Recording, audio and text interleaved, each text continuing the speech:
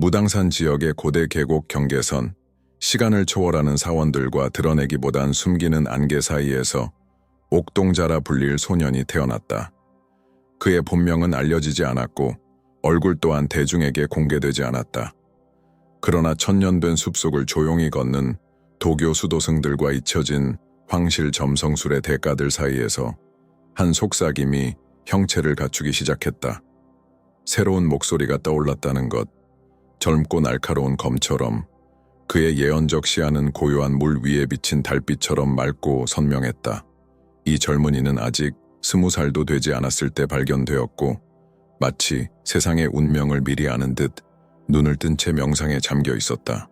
전통적인 승려들과는 달리 그는 고대의 경전과 가르침에만 몰두한 것이 아니라 매우 드문 수행법, 즉 하늘과 땅의 에너지 흐름을 동시에 읽는 유기예기, 류치유지라 불리는 기법을 연마했다. 이 잊혀진 예술은 가장 오래된 대사들조차 불가능하다고 여겼던 기술로 그는 이를 통해 말을 하기 시작했다. 그러나 그의 말은 중국에 관한 것이 아니었다. 그가 처음으로 한국을 언급한 것은 깊은 침묵 속에 수행 중이었다. 갑자기 그는 침묵의 단식을 깨고 두루마리에 다음과 같이 적었다. 분열된 땅은 축이 될 것이다. 북쪽은 침묵할 것이고 남쪽은 시간의 거울을 보게 되리라. 그리고 새로운 이름이 떠오를 것이니 정치에서가 아니라 필연성에서 비롯된다. 그 한 줄의 문장이 침묵 속의 신동에게 주목을 모으게 했다. 이후 일련의 비전들이 조심스럽게 전해지기 시작했고 그 중 하나는 마침내 사원의 경계를 넘어 계시의 형태로 퍼져나갔다. 음력의 새로운 주기가 전환되는 시점, 그 젊은 도사는 제자들이 기록한 드문 영적 전송에서 처음으로 한반도에 대한 환시를 명확하게 말했다. 그의 목소리는 조용하지만 강하게 일상 언어의 장막을 뚫고 흘렀다. 그것은 인터뷰도 강연도 아니었다. 그것은 마치 세계 사이를 미끄러지듯 흐르는 기도 같았다. 그의 말은 작지 않았다. 한국의 운명은 꽃피기 전에 스스로 접힐 것이다. 부서진 약속들과 지도자들의 파편 사이에서 결핍 속에서 형성된 새로운 존재가 나타날 것이다. 그는 통치하기 위해서가 아니라 통합하기 위해 등장할 것이다. 그 순간 그의 말은 언론에 즉시 반영되진 않았다. 그러나 그 말을 들은 한국의 스승들은 즉시 알아챘다. 영적 차원에서 무언가가 움직이고 있다는 것을. 천상의 별자리의 시너지, 고대 별자리의 정렬, 60년 주기의 음력 순환이 모두 2025년을 가리키고 있었다. 이는 단순히 정치적인 해가 아니라 업보의 해였다. 이 지점에서 한국이라는 이름은 상징적 의미를 더욱 크게 갖게 되었다. 마치 집단의 영혼이 깊은 전환을 위해 소환된 듯했다. 놀라운 점은 이처럼 한국인들의 마음 깊이 울리는 메시지가 내부에서가 아니라 외부에서 서울에 발 한번 들이지 않은 중국의 한 청년에게서 왔다는 것이다. 그러나 그는 고대의 고향을 기억하는 자처럼 말했고 한국은 마치 그의 영적 조국처럼 들렸다. 이 전송을 지켜본 사람들은 전율을 느꼈다고 말했다. 어떤 이들은 이유도 모른 채 눈물을 흘렸다. 전해지는 바에 따르면 그 전송은 기존의 어떤 통신 수단으로도 이루어진 것이 아니었다. 필터 없는 직접적인 연결, 오직 청년과 고대 테피스트리 앞에 앉은 그의 몸, 그리고 시간의 돌 틈 사이로 흐르는 그의 목소리. 그는 새로운 지도자에 대해 언급했다. 그러나 경고도 남겼다. 기존의 빛나는 자들과 혼동하지 마라. 진정한 자는 어둠 속에서 빚어진다.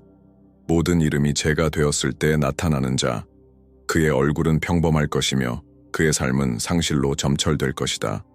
그러나 그의 영혼은 귀 기울여지지 않았던 선인들의 서명을 품고 있을 것이다. 그 청년을 가장 가까이서 따르던 제자들에 따르면 그 전송 이후 그는 다시 침묵에 들어갔다. 말의 단식, 접촉의 단절. 마치 영적 의무를 다한 후 보이지 않는 세계로 돌아가는 듯했다. 그러나 그의 말은 이미 세상에 뿌려졌고 그것은 천천히 현재의 지도자들, 영적 위기, 업보의 순환, 내면의 재건을 향한 집단적 부름과 같은 고대의 퍼즐 조각처럼 맞춰지기 시작했다. 가장 놀라웠던 것은 그가 묘사한 다가올 시대의 징후가 얼마나 정확했는가였다. 나라가 자신의 목소리를 잃어버린 듯 보이는 시기가 올 것이다. 외침은 들리지 않을 것이며 신호는 혼동될 것이다. 그것은 긴 일식과 같을 것이며 그때 뿌려진 씨앗이 마침내 흙을 뚫기 시작할 것이다. 그러나 꽃 피우기 위해선 백성이 준비되어 있어야 한다. 그것은 파괴에 대한 경고가 아니었다. 그것은 전환을 향한 부름이었다. 식별력을 요구하는 초대였다. 그 청년의 지혜는 날짜나 사건을 예측하는 데 있지 않았다. 그것은 거대한 변화를 지탱하는 에너지를 꿰뚫는 데 있었다. 그래서 그는 이렇게 말했다. 영웅을 기다리는 자는 연결의 탄생을 목격할 기회를 잃을 것이다. 그것은 한 사람이 아니다. 그것은 상징이다. 새롭게 구현된 집단의 연기다. 이 계시 이후 한국의 전통 점성술가들, 도사들, 그리고 일부 샤먼 지도자들조차 자신들의 예언과 지도들을 다시 펼치기 시작했다. 그리고 고립된 중국 청년의 목소리는 이제 한 줄기 숨결이 되었고 이어 바람이 되었으며 곧 진실을 드러내는 폭풍이 될 준비를 하고 있다. 2025년은 단지 또 하나의 해가 아닐 것이다. 그 젊은 현자의 예언에 따르면 그것은 한국이 자신을 마주하게 되는 해이다. 과거의 눈으로도 서구의 렌즈로도 아닌 수세기 동안 침묵했던 영의 시선으로 이제 그 영은 연합과 재건 그리고 새로운 이름을 부르고 있다. 그 전송은 하나의 쇼가 아니었다. 박수도 관객도 없었다. 오직 시간의 침묵만이 있었고 그 침묵을 가로지르는 신성한 말들만이 흘러나왔다. 그리고 바로 이 시간조차 멈춘 듯한 풍경 속에서 젊은 예언자는 자신을 괴롭혀온 환시의 중심을 드러냈다. 한국은 안에서부터 갈라질 것이다. 하지만 그 균열에서 태어나는 것은 이전의 어떤 구조보다도 순수할 것이다. 떠오르는 그 새 이름은 왕도 정치인도 아니다. 쓰러진 자들의 침묵을 지닌 자이며 애도와 믿음으로 이루어진 영혼이다. 이 말로써 젊은 현자는 그가 잃어버린 영열고리라 부른 존재의 윤곽을 그렸다. 남한의 고통과 북한의 메아리를 하나로 잇기 위해 나타날 존재. 권력자들 사이가 아닌 어둠 속을 걷는 법을 배운 자들. 많은 것을 잃었음에도 여전히 봉사하는 자들 사이에서 익명으로 단련된 지도자. 그는 이미 태어났다. 그가 평온한 목소리로 말했다. 하지만 아직 자신이 누구인지 모른다. 그는 지금 형성되고 있다. 상실과 불이 결핍 속에서 다듬어지고 있다. 그의 시간이 오면 직함으로 인식되지 않을 것이다. 진동으로 느껴질 것이다. 이 계시는 특정한 이름에 관한 것이 아니었다. 그것은 곧 떠오를 하나의 의식 상태에 대한 예고였다. 예언된 새 지도자는 야망의 산물이 아니라 민족의 영적 갈망으로부터 탄생할 것이다. 그의 가장 큰 자질은 조용한 겸손, 민중을 지배하지 않으면서도 품을 수 있는 두려움이 침묵시킨 것들을 들을 수 있는 그런 겸손함일 것이다. 그 젊은 중국인의 말은 무거운 판결이 아니었다. 오히려 그 순간순간 피어나듯 펼쳐지는 흐름이었다. 그는 환상을 상징적 정확성으로 묘사했다. 새 지도자는 화려한 언변이 아니라 먼저 느껴지고 나서 이해되는 결정들을 가져올 것이라 했다. 그는 공적 기구에 의존하지 않고 고대의 힘, 시간과 민중이 부여한 일종의 영적 사명에 의지할 것이라 했다. 그의 이름은 평범할 것이나 그의 행동은 드물 것이다. 그는 형제가 서로 싸우는데 지친 나라에 올 것이다. 제도에 대한 믿음이 다 닳아 없어진 후에 외침이 속삭임이 되고 속삭임이 기도가 될 때 이 전송을 들은 이들은 이것이 부드럽지만 단호한 경고임을 깨달았다. 한국의 시간은 단지 변화 중이 아니라 스스로 안으로 접힐 순간을 앞두고 있었다. 과거는 더 이상 미래를 지탱하지 못할 것이고 현재는 건너야 할 들판이 될 것이다. 이 새 지도자는 젊은 현자의 말로는 치유된 상처로 이루어진 다리였다. 그리고 가장 인상적인 것은 그 인물은 지배 계층에서 나타나지 않는다는 것이었다. 그는 성벽 밖에 있다.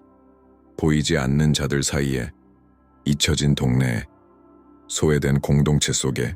하지만 그럼에도 그는 옛 왕들의 진동을 품고 있다. 피 때문이 아니라 사명 때문이다. 이 계시의 부분에서 젊은이의 목소리는 느려졌다. 마치 더 깊은 심상의 세계로 들어가는 듯했다. 그는 흩어짐의 시대를 언급했다. 그 안에서 지도자들은 마른 잎처럼 떨어지고 민중은 방향 없이 방황할 것이다. 그는 말했다. 옛 지도력들이 모두 고갈되어야 새 지도자가 열린 마음으로 받아들여질 것이라고. 낡은 지배는 안에서 무너질 것이다. 그것을 무너뜨릴 자는 민중이 아니라 그들의 모순이다. 부패는 드러날 것이다. 자아는 폭로될 것이다. 그리고 그로 인해 생겨난 공허는 권력을 원치 않는 자만이 채울 수 있을 만큼 클 것이다. 그리고 그는 2025년이라는 해를 지목했다. 거대한 전환의 해, 가면이 벗겨지고 한국 민중의 영적 눈이 뜨이는 해, 혼란이 있을 것이다. 고통이 있을 것이다. 그러나 장막 뒤에서 빛이 빛날 것이다.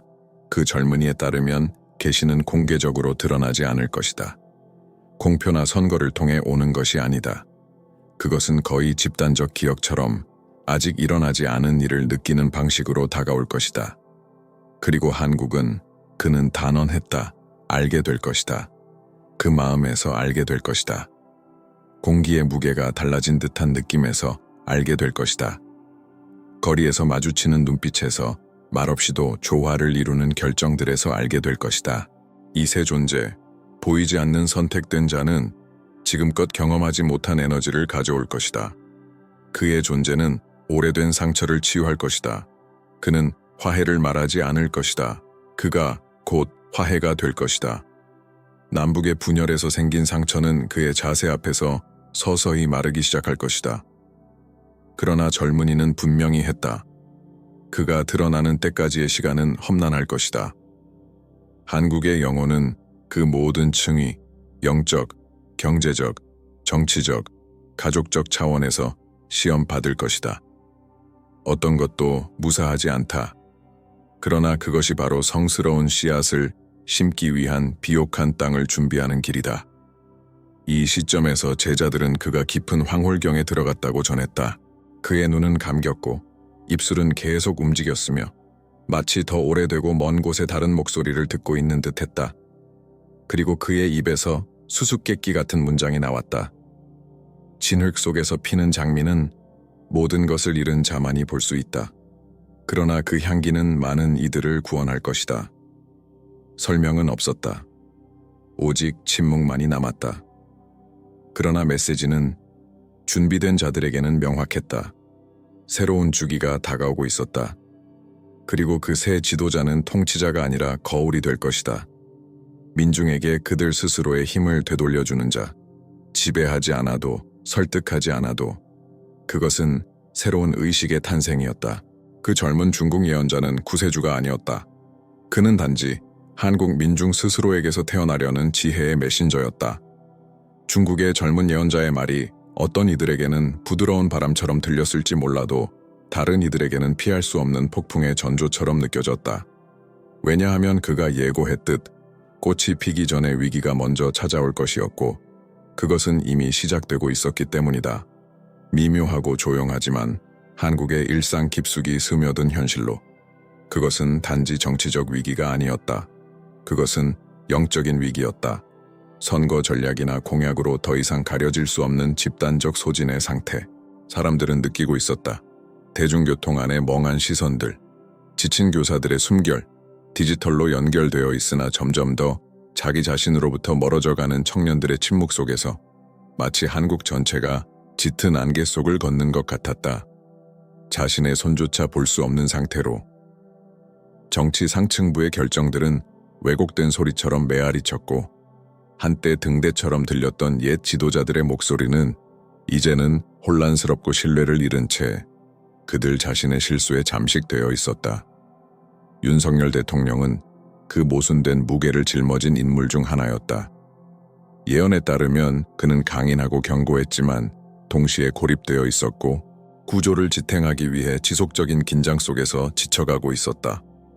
그의 리더십은 무거운 닻이 되었고 매일이 불안정을 균형 맞추는 싸움이었다. 동맹을 유지하고 균열이 폐허로 번지지 않도록 막는 노력. 그는 구원자가 아니다. 오래된 계시 속에서 한 스님은 엄숙한 어조로 말했다.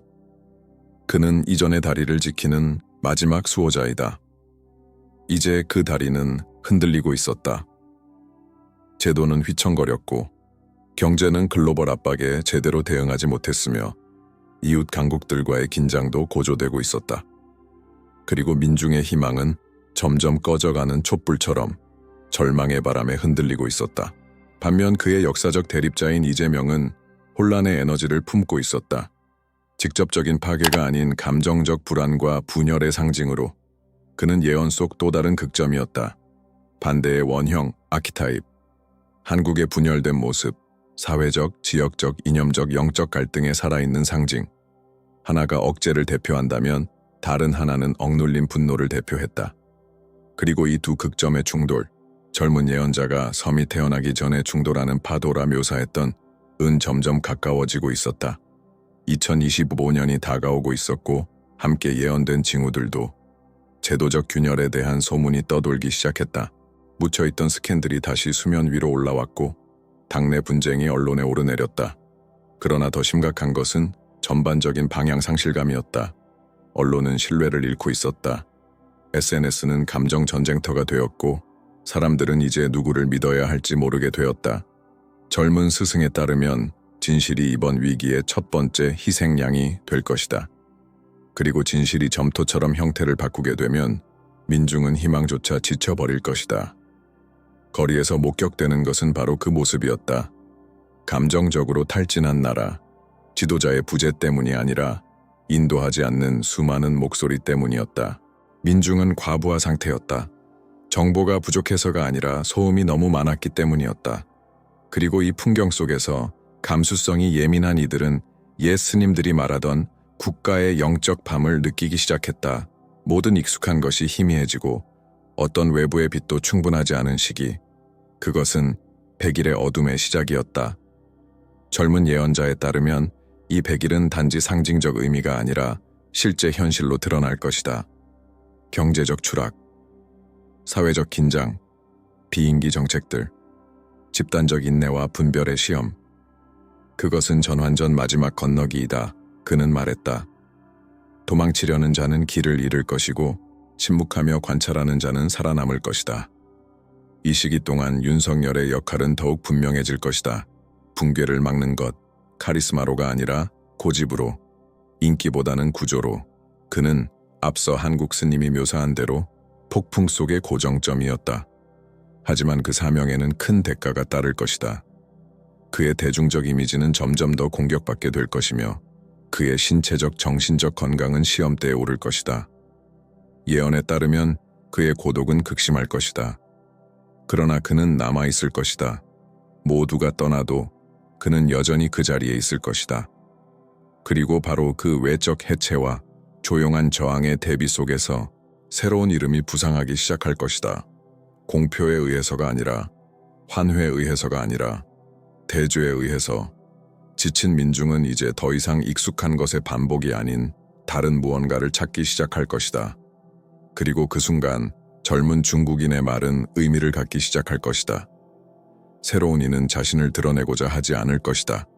그러나 무시할 수 없게 될 것이다. 그의 눈에는 희생자들의 기억이 담겨 있을 것이며 그의 손에는 모든 것을 잃고도 믿음을 지킨 자의 평온이 있을 것이다. 이 새로운 존재는 조언자처럼 혹은 중재자처럼 떠오르기 시작할 것이다. 정치인이 아닐 수도 있다. 하나의 집단 의식일 수도 있다. 그의 힘은 드러나지 않고 흡수될 것이다. 그리고 민중은 그를 말이 아닌 그가 가져오는 평화로 인식하게 될 것이다. 위기는 끝이 아니다. 그것은 세례다. 그리고 오랫동안 남과 북, 과거와 미래, 전통과 현대 사이에서 갈라져 살아온 한국은 마침내 중심을 찾게 될 것이다. 그러나 그 중심은 폭풍 이후에만 떠오를 수 있다. 그 건너감은 필수적이다. 그 고통은 피할 수 없다.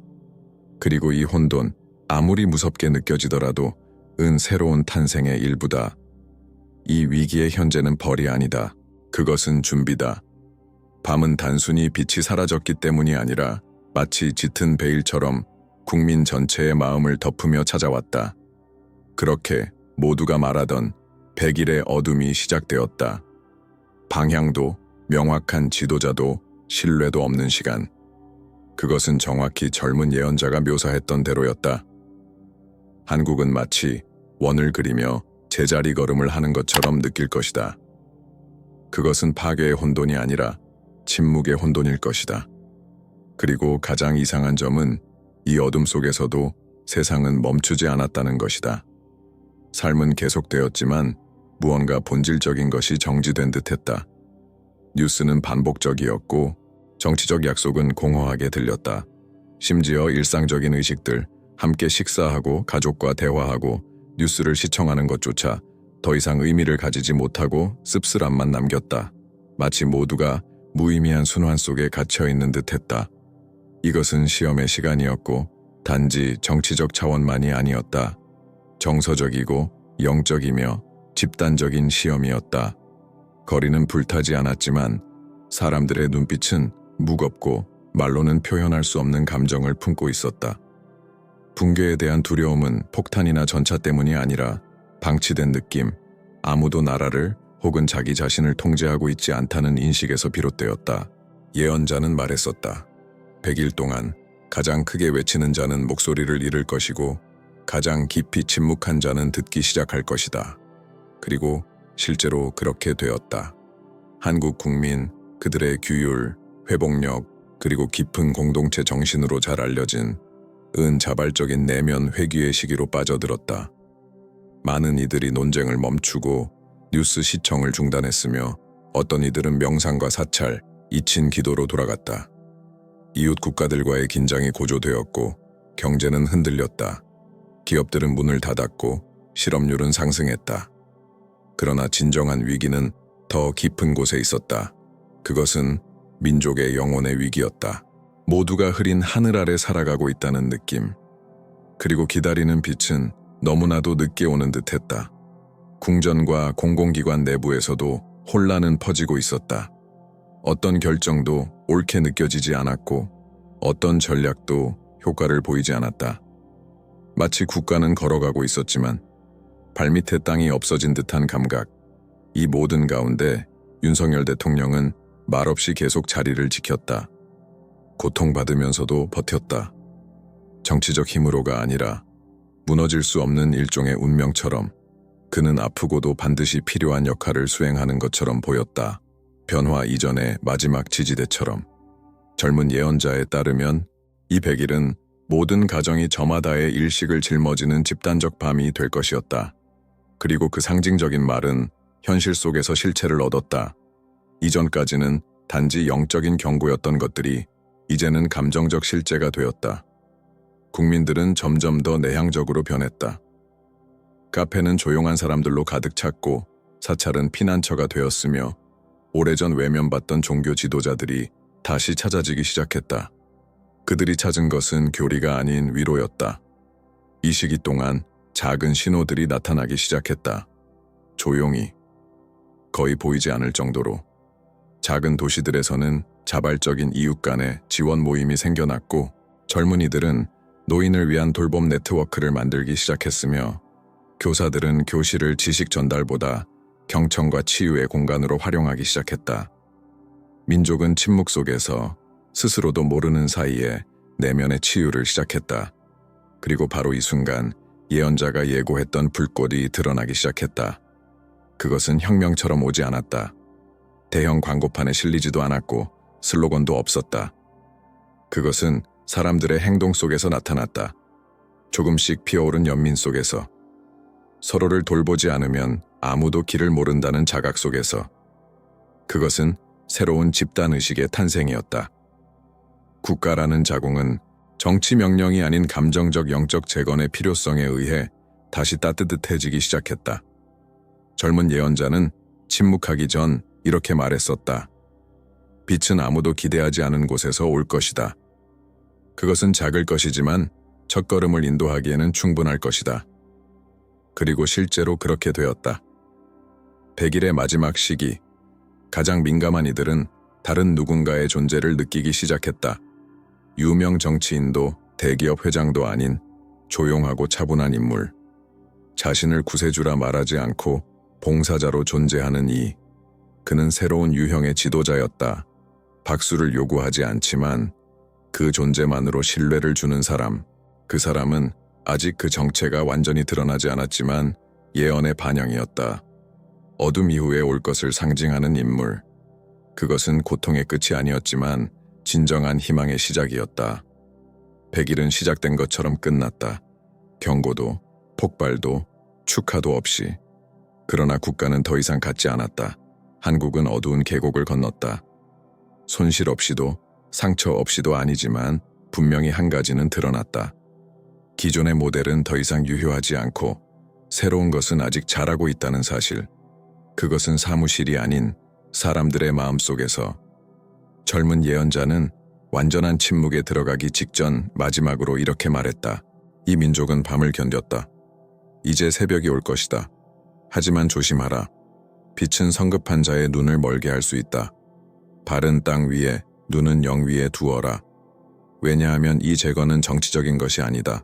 그것은 인간적인 것이다. 그리고 그는 침묵했다. 안개가 걷히고 나면 남는 것은 무대가 아니라 재단이다. 한국은 100일의 어둠에서 빠져나오며 나팔 소리가 아닌 산 사이로 미끄러지는 바람 소리에 깨어났다. 마치 자연이 다시 사람들과 함께 숨쉬기 시작한 듯했고 시간이 다시 시작된 것만 같았다. 젊은 예언자는 다시 나타나지 않았다. 그의 목소리는 메신저로서의 역할을 다했기 때문이었다. 중요한 것은 그의 이름이 아니라 그가 집단의식에 보이지 않는 들판에 심어둔 씨앗이었다. 그리고 그 씨앗은 이미 싹을 틔우고 있었다. 한국은 점점 무언가가 변했다는 것을 인식하기 시작했고 그 변화는 외부에서 온 것이 아니라 내면에서 비롯된 것이었다. 고요한 언덕 위의 한 수도원에서 노승은 단 하나의 촛불을 켰다. 그리고 말했다. 밤은 길었지만 그 밤을 견딘 불꽃은 신성하다. 그것이 바로 한국인의 영혼이 느낀 감정이었다. 슬픔 속에서 동시에 다시 태어난 듯한 느낌. 더 성숙해지고, 더 겸손해지고, 더 준비된 상태. 그리고 그 영적인 밤을 견뎌낸 생존자들 사이에서 한 인물이 서서히 돋보이기 시작했다. 야망 때문이 아닌 존재 때문이었다.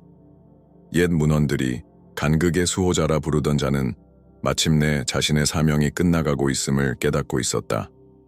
폭풍의 시기에 기둥처럼 버텨왔던 윤석열 대통령은 이제 전환의 무게를 느끼고 있었다. 늙은 얼굴, 소진된 에너지, 점점 길어지는 침묵. 그는 자신의 역할이 끝났음을 알고 있었다. 그는 드물게 성명을 발표했지만 업적이나 승리에 대해 말하지 않았다. 단지 이렇게 말했다. 나는 할 수 있는 만큼 했다. 나머지는 이미 형성된 새로운 흐름의 몫이다. 그리고 그는 천천히 물러나기 시작했다. 영웅적으로가 아니라 품위 있게. 국민은 박수를 치지도 울지도 않았다. 단지 이해했다. 이제는 새로운 무언가가 시작될 때라는 것을. 그리하여 아주 미묘하게 풍경이 바뀌기 시작했다. 서서히 인식되기 시작한 인물, 새 시대의 상징처럼 등장한 존재는 투표함에서 선택된 이가 아니라 진동으로 인식된 인물이었다. 그의 리더십은 선포되지 않았고 감지되었다. 그의 사명은 전통적 의미의 통치가 아니라 내면의 통합을 이끄는 것이었다. 그는 기적을 약속하지 않았다. 오히려 복구, 화해, 인내에 대해 말했다. 허영으로부터 자유로운 영혼이었다. 민중의 꼭두각시가 아니라 그들의 거울이었다. 그가 지나가는 곳에서는 이상한 일이 벌어졌다. 사람들은 귀를 기울였다. 비록 이해하지 못하더라도 귀를 기울였다. 그의 존재가 평화를 가져다 주었기 때문이다. 이 새로운 리더십은 젊은 현자가 예언했듯 기존 정치 렌즈로는 이해될 수 없는 것이었다. 이것은 새로운 시대의 상징이었고 이 시대는 진리가 이성에서 오는 것이 아니라 진동의 일치에서 오는 시대였다. 어떤 스승들은 이 새 순환을 한국 정신의 새벽이라 불렀다. 이것은 단지 행정개혁을 의미하지 않았다. 가치관, 교육 방식, 관계와 치유 방식의 조용한 혁명이었다. 고대의 성스러운 무언가, 즉 공동체의 정신이 돌아오고 있었다. 여전히 지리적으로는 분단된 남과 북이지만 영적으로는 다시 연결되기 시작했다. 조약이나 외교 회담이 아닌 상징적인 신호들로, 공유된 꿈으로, 경계를 넘는 예술로, 말보다 더 큰 의미를 담은 침묵으로. 그 새 지도자는 미스터리로 감싸진 인물이었고 결코 쉬운 어린 시절을 보내지 않았다. 그러나 고통 속에서 그는 보는 법을 배웠고 버림받음 속에서 그는 듣는 법을 배웠으며 익명 속에서 그는 자기 자신을 알게 되었다. 그리고 이제 그의 이야기는 영감이 아니라 거울이 되었다. 예언자는 말했었다. 그는 과거를 파괴하러 오는 것이 아니라 남아야 할 것을 식별하러 온다. 그는 그것을 하고 있었다. 다리를 복원하고 상처를 치유하고 누구를 비난하지 않으면서도 잘못을 인정하고 있었다. 그의 사명은 빛나는 것이 아니었다. 사람들 안에 꺼져 있던 불꽃을 다시 켜는 것이었다. 얼마 지나지 않아 사람들은 그를 건너는 자의 아들이라 불렀다. 그 이름은 생물학적 출생을 의미하는 것이 아니라 그가 어둠의 시간에서 태어났음을 상징하는 것이었다. 그리고 그로 인해 그는 인도할 자격이 있었다. 그러나 그는 어떤 칭호도 거부했다. 그는 단지 이렇게 말했다. 나는 한 부분일 뿐입니다. 그리고 그 부분이 맑다면 전체는 균형을 찾을 것입니다. 그 순간 사람들은 깨달았다. 그는 지친 민중의 침묵 속 부름에 대한 응답이었다. 구원자가 아니라 복원자였다. 이제부터 한국의 역사는 전쟁이나 분단, 기술 발전만으로 기록되지 않을 것이다. 이제는 깊은 각성의 순환, 하늘과 땅, 영혼과 물질, 남과 북 사이의 진동적 재결합의 역사로 기록될 것이다. 그렇다면 젊은 중국 예언자는 어디에 있을까? 사람들은 그가 여전히 사원들 사이에서 조용히 살아가고 있다고 말한다. 한국이라는 이름이 언급될 때면 그는 미소 짓는다고. 그는 이미 그 이후의 미래를 보았지만 이제는 흐름을 지켜볼 뿐이다. 그의 사명은 말과 침묵으로 완수되었다. 빛의 진정한 메신저들이 그렇듯이 제자들이 간직한 두루마리에서 발견된 그의 마지막 문장에는 이렇게 쓰여 있었다. 어제는 불가능했던 것이 오늘은 불가피해졌다. 한국은 더 이상 분열되지 않을 것이다. 왜냐하면 그것을 하나로 묶는 영혼은 이미 깨어났기 때문이다. 그리고 이렇게 파티, 이 예언은 끝난다. 세상의 종말로가 아니라 의식의 부활로